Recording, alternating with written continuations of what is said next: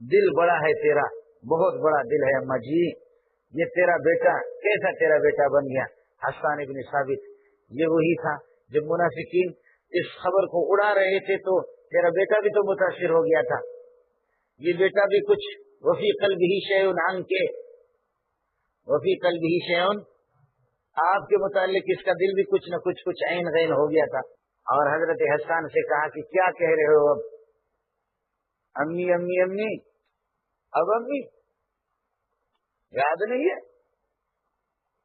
لوگ اڑا رہے تھے اور آپ لوگ کان لگا رہے تھے، سمجھے بھائی جان؟ اماں جی نے فرمایا اولاد سے غلطی ہوتی ہے، یہ فرمان بردار اولاد ہے، یہ وفادار اولاد ہے۔ فإن أبي ووالدتي وعرضي لعرض محمد منكم فداء وقاء، دونوں میرے ماں باپ محمد رسول اللہ کی جوتیوں پر، محمد کے اہل و عیال پر قربان۔ حضرت حسان نے کہا، اماں جی نے کہا ہمارے بیٹے نے یہ ایک شعر ایسے کہا ہے، اپنی عقیدت کا اظہار کیا، دل اس کا صاف ہے، ہم نے ان کو معاف کر دی۔ نبی پاک صلی اللہ علیہ وسلم نے 40 دن کے بعد فرمایا عائشہ خوشخبری خوشخبری خوشخبری خوشخبری، تیری برات آ گئی ہے آسمان سے۔ حضرت عائشہ خاموش، جواب بھی نہ دے، اٹھو، نبی ان کی تاج کو، تاج الانبیاء ہے، ان کا شکریہ ادا کرو۔ اماں جی کے والدین کو پتہ چل گیا، دوڑ دوڑ کر کے عائشہ اٹھو، محمد رسول اللہ کا شکریہ ادا کرو۔ اماں موڈ میں نہیں ہے، اماں جی موڈ میں نہیں ہے، کہا کہ چھڈو، ایسی باتیں ہی نہیں کرو۔ کیوں؟ میرا ابا تو صدیق ہے، میری والدہ آپ نے بھی میری تربیت کی ہے، وہ تاج الانبیاء ہے، لیکن آپ میں سے کسی کا شکریہ ادا نہیں کروں گی، وہ اوپر والے سے کہ جس نے میری برات بیان کی۔ یہ 40 دن آپ لوگوں کو یاد نہیں ہے؟ یہ 40 دن آپ لوگوں کو یاد نہیں ہے کہ آپ کا رویہ میرے ساتھ کیا رہا؟ سمجھے؟ وفی قلوبکم شیء، کچھ کچھ، اور اگر کچھ بھی نہ ہو تو متاثر تو ہو گئے تھے۔ کیوں آپ لوگ اس خبر کی سنتے ہی تردید نہیں کی؟ ایسے لوگوں کی پٹائی کیوں نہیں کی؟ آپ کا کوئی شکریہ نہیں، اوپر والے کا مجھ پر احسان۔ اماں جی کے بارے میں کہتے ہیں کہ حدیث قط، کوئی حدیث بھی صحابہ پر یہ ہے کہ کوئی بھی مسئلہ کوئی حدیثوں کے سامنے آ گئی جس میں کچھ مسئلہ ہو گیا، فسألنا عائشہ الا وجدنا عندها منه علما، اماں جی نے اس کو، اب آپ بتاؤ، یہ سب کہیں حضرت عثمان رضی اللہ تعالیٰ عنہ کے بارے میں بتا رہے ہیں اور کہیں حضرت معاذ رضی اللہ تعالیٰ عنہ کے بارے میں بتا رہے ہیں۔ یہ پورا صفحہ نمبر 16 سے لے کر کے، اللہ آپ کا بھلا کرے، 22-23 تک یہ سارے، اور پھر یہ صحابہ پھیلے، یہ صحابہ پھیلے۔ عبداللہ ابن مسعود کسی علاقے میں گیا، ابن عباس کسی علاقے میں ہے، کوئی اور علاقے میں ہے، تو وہی تقلید شخصی ہو رہی ہے، وہاں کوئی اور ہے ہی نہیں۔ اب تو کوئی اشکال ہی نہیں رہا بابا، یہ صحابہ کی بات پوچھتے وہ بھی تقلید، ہم نے آپ کو بتایا محمد رسول اللہ کی بات بھی تقلید ہے، تو صحابہ کی بات تقلید کیوں نہیں ہوگی؟ بات صرف تقلید شخصی کی ہے۔ من سرہ ان یاخذ بالوثیقۃ فی الخزائن فلیأخذ بقول عمر، جزا کے سلسلے میں اگر کچھ کسی کو اعتماد کی کوئی بات ہو تو عمر ہی کی بات کو لے لے۔ اذا اختلف الناس فی شیء فانظروا ما صنع عمر فخذوا به، عمر کیا کہتا ہے اسی کو لے لو۔ صفحہ نمبر 20 ہے، پہلی جلد ہے۔ باقی حضرت علی کے بارے میں، ذرا مظلوم کے بارے میں ایک جملہ سنو۔ واما علی بن ابی طالب علیہ السلام، علیہ السلام حضرت نے لکھا ہے، علامہ ابن قیم نے بھی علیہ السلام، یہ حضرت کی غلطی نہیں ہوگی، کتاب والوں نے، کتب خانہ والوں نے کیا ہوگا۔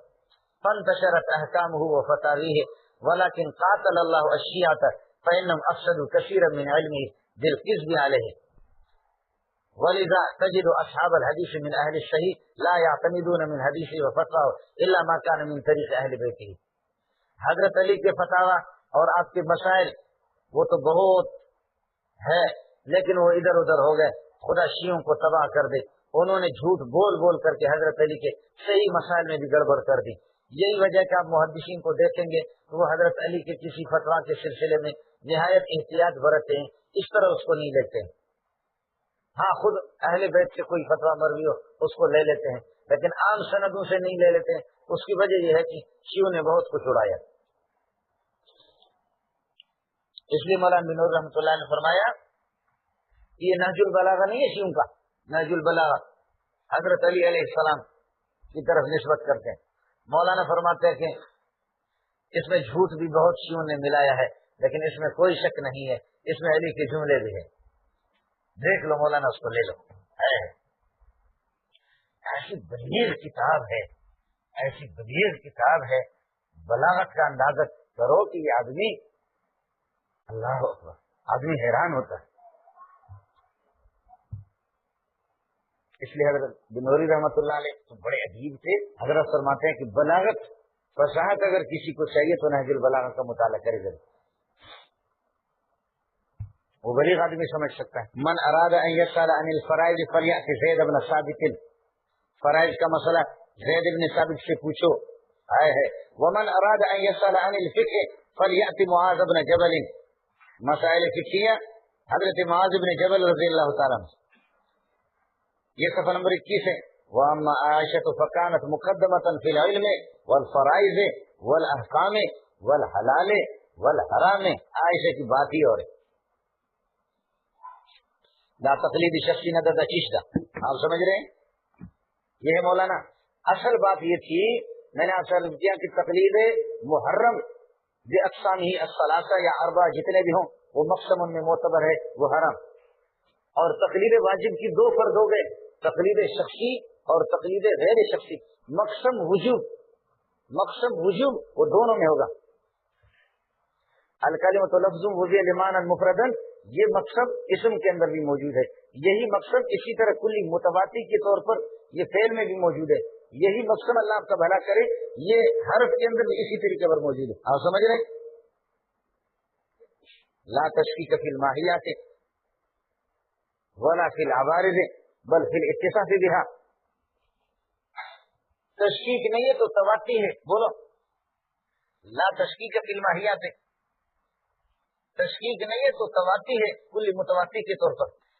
اس لیے آپ نے قانون پڑھا ہے منطق و بلاغت کا کہ نوع کا مقتضا، جنس کا مقتضا اپنے تمام انواع میں اور افراد میں کلی متواتی کے طور پر پایا جاتا ہے. جنس کا مقتضا اپنے انواع میں کلی متواتی کے طور پر، نوع کا مقتضا اپنے افراد میں کلی متواتی کے طور پر پایا جاتا ہے. الحیوان جوہر جسم نام حساس متحرک بالارادہ.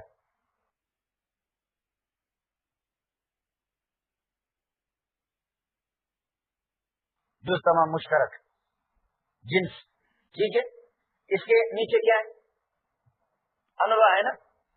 تو انواع ایک انسان ایک نوع ہے، حیوان ساحل گھوڑا ایک نوع ہے، اور گدھا بھی ایک نوع ہے. مولانا جوہر جسم النام حساس متحرک بالارادہ، جس طرح انسان میں اسی طرح ہو بہو طابق النال بالنال، گدھے میں بھی ہے، اسی طرح گھوڑے میں بھی ہے، اسی طرح کتے میں بھی ہے، اسی طرح چھوٹی سی چیوٹی کے اندر بھی ہے. سمجھتا ہے؟ یہ جنس ہے. اور جنس کے تحت کیا ہے؟ بولو انواع. انواع کلی متواتی کے طور پر، جنس اپنے ماتحت انواع میں کلی متواتی کے طور پر علی سبیل التواتی، کلی متواتی کے طور پر برابر سرابر میں پایا جائے گا. ہو گیا؟ ہو گیا؟ اب ناراض ہوں. نو کے تحت چونکہ انواع نہیں ہوتے، نو کے تحت افراد ہوں گے، تو نو اپنے تمام افراد میں کلی متواتی کے طور پر، نو کا مقتضا یہ ہے کہ کلی متواتی کے طور پر تمام افراد میں ہوگا. لہٰذا مولانا جیسے آپ حیوان ناطق ہے، ٹھیک 100% حیوان ناطق ہے، اسی طرح ایک بچہ آج پیدا ہو گیا اور وہاں وہاں کر رہا ہے، وہ بھی اسی طرح حیوان ناطق. یہ نہیں کہیں گے آپ سے میں 90 گریڈ کا حیوان ناطق ہوں، میں 100 گریڈ کا حیوان ناطق ہوں، یہ 90 گریڈ کا ہے یا 80 کا ہے. نہیں، ایسا نہیں. کوئی تھرمامیٹر لگا دو، برابر برابر ہے. سمجھے؟ اس لیے بات نو، یہ قانون ہے، توڑو اس کو اگر تیرے اندر ہمت ہے. یہ اجناس حقیقیہ اور انواع حقیقیہ کی بات کر رہا ہوں، اجناس اعتباریہ اور انواع اعتباریہ کی بات نہیں کر رہا. نیاز بکواس نہیں کرنا. اب توڑو، ہمت کرو. اجناس حقیقیہ اور انواع حقیقیہ کی بات کر رہا ہوں، اور اجناس اعتباریہ اور انواع اعتباریہ کی بات نہیں ہو رہی ہے. اجناس اور انواع اعتباریہ وہ ہے کہ اعتبار معتبر اور فرض فارض پر یہ ہے کہ وہ معمول ہے، اس کا مدار ہے.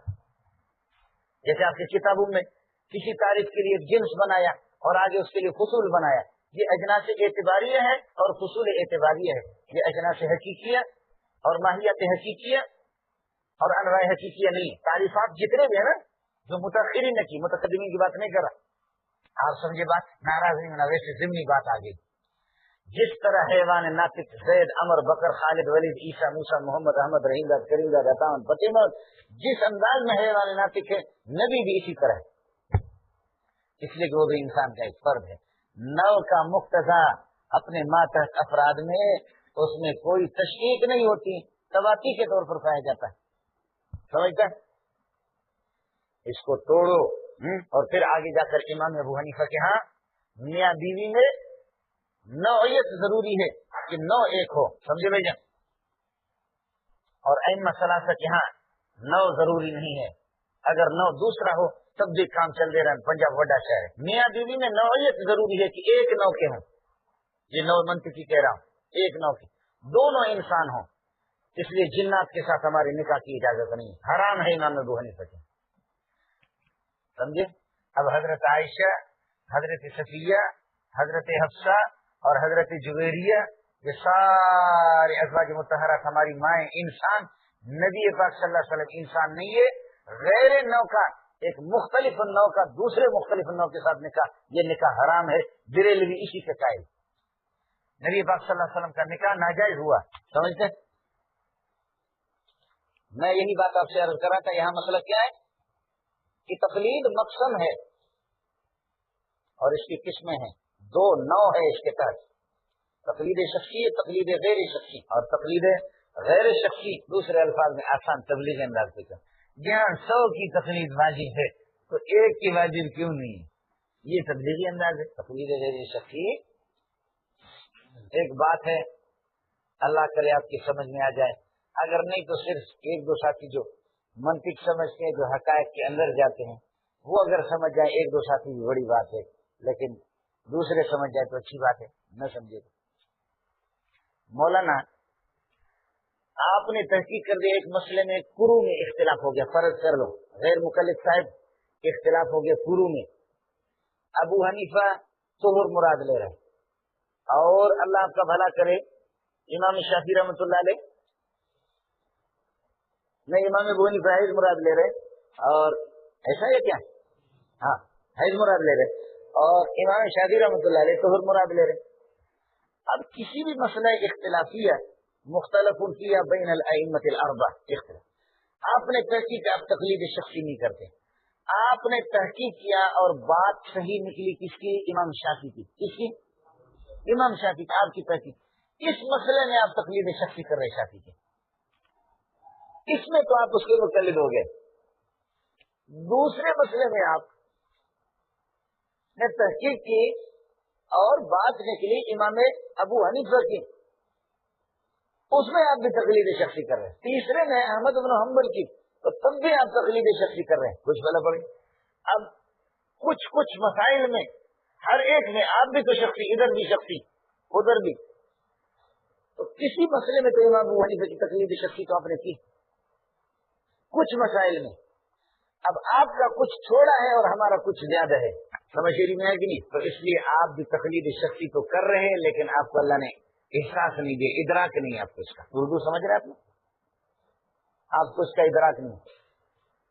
یہ ایک الزامی بات ہے. ایک اور سمجھو، اگر تمام مسائل میں تقلید شخصی آپ کس کو کہتے ہیں کہ تمام مسائل کوئی کسی کے لے لے تو وہ تقلید شخصی کر رہا ہے، تو تمام ہم بھی نہیں لے رہے. ہم نے ایک خاص نو متعین کیا جو دعویٰ میں لکھوایا آپ کو، تمام ہم بھی نہیں لے رہے.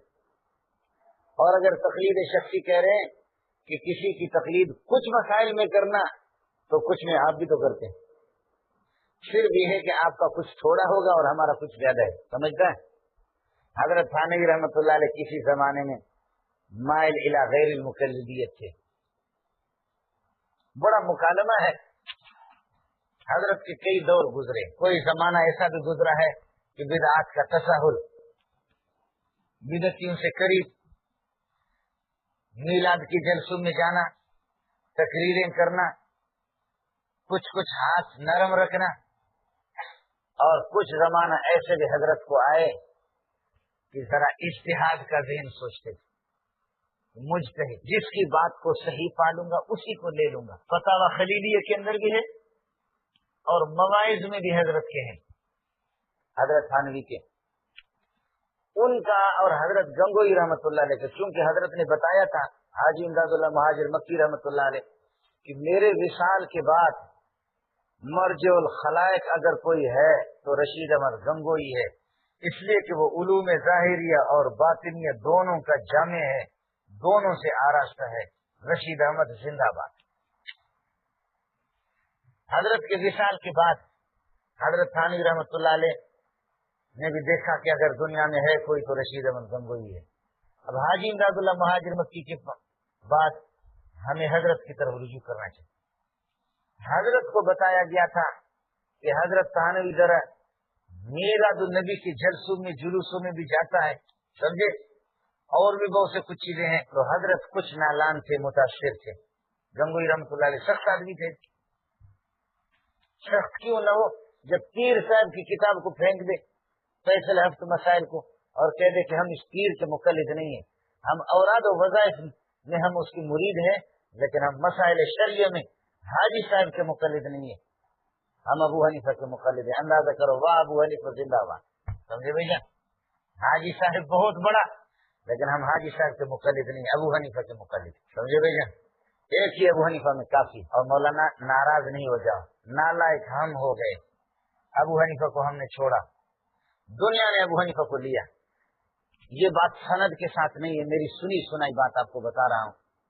मैं मक्के में रहा हूँ, शेख अब्दुल हक दो है, दोनों मेरे उस्ताद है। शेख अब्दुल हक अल बलोची, ये मस्जिद अल जासिम शुशा में रहता है, बहुत पुराना आदमी है। अब्दुल अजीज बिन बाज रहमतुल्लाह अलैह से उनके बहुत अच्छे ताल्लुकात थे। ये बात जरा सुनने की है कि अब्दुल अजीज बिन बाज कितने बड़े आदमी थे, वाह वाह, हमारे लोग थे बाबा। मुसीबत ये है कि मैं हैरान हूँ, हमारे बड़े बड़े लोग भी सऊदी वालों को गाली देते हैं। हमारे बड़े अकाबिरीन बड़ी गलती पर है हम लोग। क्यों हमको, वो सारे हम्बली है बाबा, इमाम अब्दुल हम्बल हमारे थे, उनको गैर मुकल्लिदीन के खाते में डालना, उनको गैर मुकल्लिदीन को तो आपने फिर बहुत बड़ी नेमत दे दी। तो खबीस है, जाहिल और अजहल इस किस्म के। हनाबिला है अल्हम्दुलिल्लाह, समझी भैया।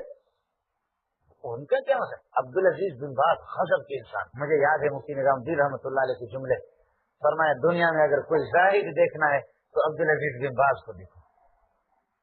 मुफ्ती निजामुद्दीन ने पाकिस्तान भी देखा, मुफ्ती निजामुद्दीन ने हिंदुस्तान भी देखा, मुफ्ती निजामुद्दीन ने दुनिया देखी, लेकिन हजरत फरमा रहे थे जाहिद अगर कोई देखना है इस वक्त अब्दुल अजीज बिन बाज को देखो। वाक़ियतन खुदा की कसम, आयतुम मिन आयतिल्लाह के मौलाना, बिल्कुल नहीफुल बदन, कमजोर किस्म का आदमी। शुशा में अजीजिया में एक मस्जिद, बड़ी मस्जिद बनाई है हजरत ने रहमतुल्लाह अलैह ने अपने उस जेब के पैसों से। कई मदरसे छोटे छोटे तहफीजुल कुरान, हजरत को जो तनख्वाह मिलती थी जाहिर चीफ जस्टिस थे जो वहाँ, उसको लाखों मिलते थे रियाल, जो आपके यहाँ लाखों पैसे बनते हैं। ये सारे जैसे लिया नहीं ऐसे ही मदरसों में बांट दिए, अपने जेब से मदरसे उसने कायम की। जैसे आपके मौलाना अबुल हसन नदवी रहमतुल्लाह अलैह, करोड़ों के अवार्ड मिल रहे, फरमाया मुझे नहीं दिखाओ, यहीं से अफगानिस्तान ले जाए, फलाने मुसलमानों के लिए बेच दो इसको, मुसलमानों को उनके पैसे दे दो। फलाने मुसलमानों के लिए बेच दो इसको, मुसलमानों को उनके पैसे दे दो। बहुत बड़े आदमी, यही हाल दोनों कमजोर। अबुल हसन अली नदवी रहमतुल्लाह अलैह को भी देखता, अब्दुल अजीज बिन बाज रहमतुल्लाह अलैह को। हजरत अजीजिया में आए, ऐलान था कि हजरत आए, वैसे कसीम के थे रहने वाले, हजरत आ जा रहे हैं तो रश था पूरी दुनिया की। अच्छा, मैं भी वहां जुब्बा पहनता था, तो जुब्बा पहन करके जब गया, ये पुलिस वाले ठंडे सऊदी और मैं धक्का खा रहा हूं, उसने धक्का देकर उधर गिर पड़ा, फिर उठा, फिर मैं। अच्छा, हजरत के लिए रास्ता खाली कर रहे थे, हजरत नाबीना था ऐसा, बस उसको पकड़ करके ला रहे, बिल्कुल कमजोर था और जुब्बा पहना हुआ था, ले जा रहे थे। फिर मैं उठा, फिर पुलिस वाले ने यहाँ हाथ डाला, गालिब के पुतरे ने मेरे जुब्बे का कबाड़ा कर दिया, जुब्बा फाड़ दी, यहाँ तक बिल्कुल गिरबान मेरा क्या कर दिया। फिर मैं उठा पागलों की तरह, منہ میں خون بھی آ گیا.